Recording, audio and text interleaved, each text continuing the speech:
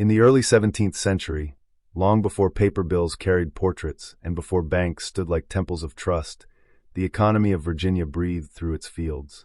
The land itself exhaled wealth, not in coins or silver bars, but in green leaves that would soon dry, darken, and rule lives. Tobacco was not merely a crop. It was money. It was power. It was survival. In a world starved of coins and drowning in uncertainty, Virginia found its currency in smoke. When the English first settled Jamestown in 1607, they arrived with expectations shaped by Europe. They believed wealth would be found quickly, perhaps in gold or trade routes, perhaps in tribute from the land itself. Instead, they encountered hunger, disease, and isolation. Coins were scarce. Ships arrived irregularly. Trade with England was slow, expensive, and uncertain. In this fragile world, money, real money, barely existed. What mattered was what could be eaten, traded, or promised. At first, survival itself was the only economy. Corn became life. Tools became priceless. A knife could be worth more than gold. A sack of grain could decide whether a family lived through winter. Yet even in this struggle, something else was growing quietly in the soil. Tobacco, a plant long used by Native Americans for ritual and trade, adapted remarkably well to Virginia's climate. Its leaves grew large and thick, rich with a bitterness that European markets would soon crave. John Rolfe, often remembered as the man who married Pocahontas, changed Virginia's destiny not through romance, but through agriculture. Around 1612, he began cultivating a sweeter strain of tobacco imported from the Caribbean. English consumers loved it. Demand exploded. Ships that once arrived uncertainly now came hungry for leaf. Tobacco transformed from a risky experiment into a reliable export, and with that transformation came something far more important: trust. Trust is the foundation of money. For anything to function as currency, people must believe others will accept it tomorrow. In Virginia, tobacco earned that trust faster than any coin ever could. Everyone wanted it. Everyone needed it. England demanded it. Merchants valued it. Farmers produced it. Laborers were paid in it. Debts were measured in it. Gradually, without a king's decree or a banker's design, tobacco slipped into the role of money. By the 1620s and 1630s, tobacco was everywhere. Warehouses filled with hogsheads, large barrels packed tight with cured leaves. These barrels became vaults. Their contents represented wealth stored, wealth promised, wealth owed. If a man owed another man money, he paid in pounds of tobacco. If a worker demanded wages, he was paid in tobacco.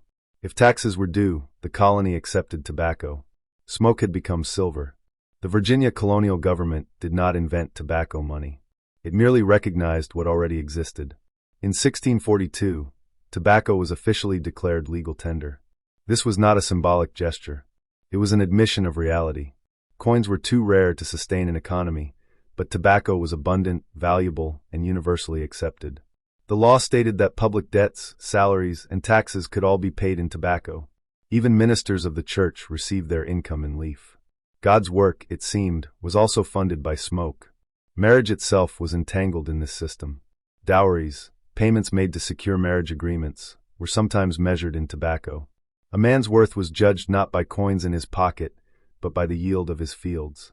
Land and tobacco defined status, power, and future security. A successful harvest could elevate a family. A failed one could ruin them. Yet tobacco money was not simple or clean. Unlike gold or silver, tobacco spoiled. It rotted. It varied in quality. One man's leaf could be rich and smooth. Another's could be harsh and worthless. This created a problem every currency must face: standardization. How could tobacco be fair money if not all tobacco was equal? Virginia responded with rules. Only merchantable tobacco, dry, clean, and properly packed, was accepted for debts and taxes. Inspectors were appointed to examine leaves. Warehouses became official spaces where tobacco was graded and stored. Receipts were issued, representing claims to specific quantities of tobacco. These receipts, in many ways, functioned like early banknotes. People traded paper claims to tobacco they might never physically touch. This system created something remarkable: an economy where the product itself backed the promise.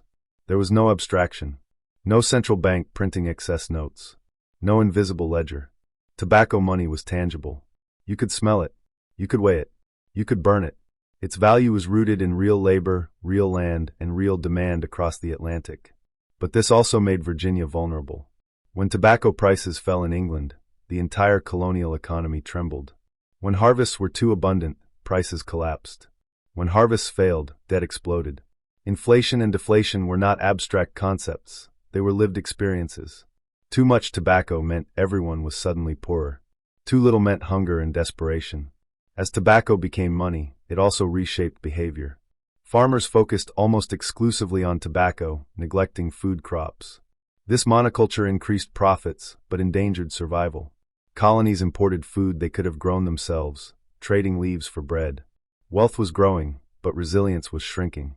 Tobacco had become both lifeline and leash. Labor, too, was transformed. Tobacco required intense, year-round work. Indentured servants arrived from England, signing contracts that bound them to years of labor in exchange for passage and the promise of land. Their work was measured in leaf. Their lives were consumed by the crop. Later, enslaved Africans would be forced into the same system, their unpaid labor fueling a tobacco economy that treated human lives as inputs and leaves as output. By the mid-1600s, Virginia was no longer just a colony. It was a machine designed to produce tobacco. Laws, land ownership, labor systems, and trade routes all bent toward this single purpose. Money was no longer something imported from Europe. It grew in the ground. Yet cracks were forming beneath the surface. As tobacco spread as money, disputes arose. Debtors argued over quality. Creditors demanded better leaf. Taxes fluctuated with harvest conditions. Wealth concentrated in the hands of those with the largest plantations and best access to shipping routes. Small farmers struggled. Inequality deepened. Tobacco money worked, but it worked unevenly. Still, for decades, it held Virginia together. In a world without banks, without stable coinage, without financial institutions, tobacco provided order. It allowed contracts to be honored. It allowed governments to function. It allowed people to plan for the future. It proved that money does not need to shine. It only needs to be believed in. By the end of the 17th century, tobacco money had become one of the most extraordinary financial experiments in history. A plant had replaced precious metals. Smoke had replaced silver. Fields had become treasuries. And an entire society had organized itself around the slow growth of leaves that would eventually be burned into the air. But this system was not eternal. The very forces that made tobacco money powerful would eventually undermine it. Overproduction, global competition, exploitation, and political change would test its limits. What began as a solution would become a warning. And as Virginia moved toward the 18th century, the question grew louder. What happens when your money can rot, burn, and disappear with the wind? As the 17th century advanced, Virginia's tobacco economy grew heavier with every harvest. What once felt like liberation from coin shortages slowly revealed itself as a system balanced on uncertainty. Tobacco money had worked because everyone believed in it, but belief alone could not protect it from excess. Fields expanded. Plantations multiplied. Leaves flooded warehouses faster than ships could carry them away. And as tobacco grew abundant, its value began to thin. Overproduction was the silent enemy. Each farmer acted rationally, planting more tobacco to secure his own future, but together they produced too much. When barrels reached English ports, merchants lowered prices. The same hogshead that once paid a year's debts now barely covered half. In Virginia, this collapse echoed through every household. Debts remained fixed in pounds of tobacco, but the real value of those pounds shrank. What had once been fair payment became a burden that crushed small farmers. This was inflation, though no one called it that. Tobacco did not lose weight, but it lost meaning. A laborer paid 1,000 pounds of tobacco could no longer buy what he once could. Taxes collected in leaf no longer funded government adequately. Ministers found their salaries diminished not by law, but by market forces an ocean away. Even marriages, once secured by tobacco dowries, became harder to negotiate as leaf lost its certainty. The colonial government attempted control. Laws were passed limiting the amount of tobacco each planter could grow. Fields were inspected. Entire crops were destroyed in hopes of raising prices. But enforcement was weak, and desperation was strong. Farmers ignored quotas. They needed volume to survive falling prices. The more tobacco failed them, the more they planted. The spiral deepened. Debt tightened its grip. Credit was the bloodstream of colonial life. Merchants extended goods on promise. Planters borrowed against future harvests. Servants were purchased on credit. Land changed hands through tobacco-denominated obligations. When prices fell, those debts became impossible to escape. A bad harvest meant not just hunger, but legal ruin. Courts filled with cases over unpaid tobacco debts. Sheriffs seized land. Families fell from modest comfort into generational poverty. Warehouse receipts grew in importance during this period. These slips of paper, representing stored tobacco, became more portable than the leaf itself. Men traded receipts instead of barrels. Creditors accepted paper claims rather than inspecting hogsheads. This convenience quietly pushed Virginia closer to abstract money. The tobacco was still there, but trust was shifting from leaf to document. It was an early step toward banking, born not from theory but from exhaustion. Quality disputes intensified. Some planters mixed inferior leaves with good ones. Others packed damp tobacco that would rot during transport. Inspectors tried to enforce standards, but corruption spread. A receipt might promise merchantable tobacco, yet deliver disappointment. Each failure eroded trust, and trust was the only thing holding the system together. The labor system that sustained tobacco money grew darker as the pressure increased. Indentured servants, once temporary laborers, became trapped in extended contracts as masters claimed debts were unpaid. Freedom was delayed. Punishments intensified.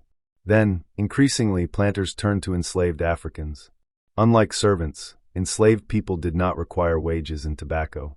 They did not need contracts honored. Their labor was extracted without compensation, stabilizing profits for large plantations while deepening moral collapse. Tobacco money, once a symbol of ingenuity, now revealed its cruelty. Wealth concentrated in the hands of those who controlled land, labor, and storage. Small farmers were squeezed between falling prices and fixed debts. Social tension rose. Resentment simmered. The economy that had promised independence now felt like a trap. These pressures erupted in moments of rebellion. In 1676, Bacon's rebellion shook Virginia. While fueled by political grievances and frontier conflicts, its economic roots were undeniable. Small planters, burdened by debt and shut out of opportunity, turned their anger toward the colonial elite. Tobacco money had not caused the rebellion alone, but it had sharpened every inequality that made it inevitable. Meanwhile, England watched carefully. The Crown tightened trade laws. Tobacco exports were restricted to English ports. Colonial merchants lost bargaining power. Prices were dictated from abroad. Virginia's money was no longer fully its own. The leaf that once empowered the colony now bound it tighter to imperial control. By the late 17th century, cracks had become fractures. Tobacco money still functioned, but poorly. It could no longer guarantee fairness. It could no longer ensure stability. It could no longer hide the cost of a system built on exploitation and excess. The plant that had saved Virginia now threatened to suffocate it. Yet the colony could not abandon tobacco. There was nothing to replace it. Coins were still scarce. Banks did not exist. Paper money remained experimental and distrusted. Tobacco was flawed, but it was familiar. And familiarity, in uncertain times, is often mistaken for safety. As the century closed, Virginia stood at a crossroads. Tobacco money had built its economy, structured its society, and shaped its morality. But it had also exposed the dangers of tying wealth to a single fragile foundation. The question was no longer whether tobacco could function as money. It was whether Virginia could survive if it continued to depend on it. The answer would come slowly through crisis, reform, and transition. And in that transformation lay lessons that would echo far beyond the fields of Virginia. Lessons about trust, value, and the true cost of money made from smoke. By the early 18th century, the air in Virginia felt different. The fields still stretched wide with tobacco plants, and the warehouses still groaned under the weight of packed leaves, but the belief that tobacco could hold an entire society together was quietly dissolving. What had once been a solution to scarcity was now a source of instability. Tobacco money had not failed suddenly. It weakened slowly, the way trust erodes when tested too often. The first signs of transition appeared not in dramatic laws, but in subtle habits. Merchants increasingly demanded payment in coin whenever possible. Planters who had access to Spanish silver or English pounds hoarded them, sensing their growing importance. Tobacco was still accepted, but no longer preferred. It had become money by necessity, not by confidence. And money without confidence always stands on borrowed time. Global markets accelerated this shift. By the 1700s, tobacco was no longer unique to Virginia. Other colonies and regions began producing it. Supply increased beyond control. Prices remained volatile. Virginia's economy, once the center of tobacco wealth, now competed in a crowded world. The leaf could no longer command unquestioned value. Money needed something more stable, something less dependent on weather, labor exploitation, and distant demand. The colonial government responded by quietly reducing its dependence on tobacco payments. Taxes began to be assessed in monetary equivalents rather than raw leaf. Salaries for officials increasingly referenced coin values. Tobacco remained involved, but as a measure rather than a master. This was a psychological shift as much as a legal one. Value was moving away from the object and toward abstraction. Warehouse receipts evolved further. What had once been claims on stored tobacco became tools of credit. Merchants lent against them. Debts were settled without the tobacco ever changing hands. Paper, not leaf, began circulating faster.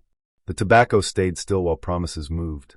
This separation of value from physical substance marked the beginning of modern finance in America. Paper money experiments expanded cautiously. Colonies learned from earlier failures, issuing currency with limits and backing. Though still risky, paper offered something tobacco never could: uniformity. One note equaled another. It did not rot. It did not vary in quality. It could be counted, stored, and transported without decay. Trust began shifting from crops to institutions. Yet the shadow of tobacco money remained. Colonists remembered its failures. They distrusted excess issuance. They feared inflation. They understood, through lived experience, that money tied too closely to one source could collapse. These lessons would later shape American skepticism toward centralized power and unrestrained printing. The social consequences of tobacco money lingered long after its decline. Large plantations, built on years of tobacco profits and enslaved labor, retained their power. Wealth inequality, hardened during the tobacco era, did not dissolve with new money. The financial system changed, but the social structure remained uneven. Money evolved, but justice lagged behind.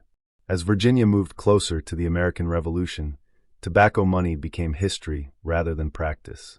Coins, bills, and credit instruments took its place. But the memory of leaf-based wealth influenced revolutionary thinking. Colonists understood what it meant to live without reliable money. They knew the danger of dependency on foreign markets. They had seen how economic control could shape political submission. These experiences fed into the founding of the United States. When the new nation debated money, banking, and debt, tobacco money hovered unspoken in the background. The push for a national currency, the caution around inflation, the emphasis on creditworthiness, all were shaped by colonial experiments that had succeeded and failed before independence. Tobacco money left behind an uncomfortable truth. Money does not need to be precious to be powerful. It only needs collective belief. But belief alone is not enough. Stability requires diversity, fairness, and limits.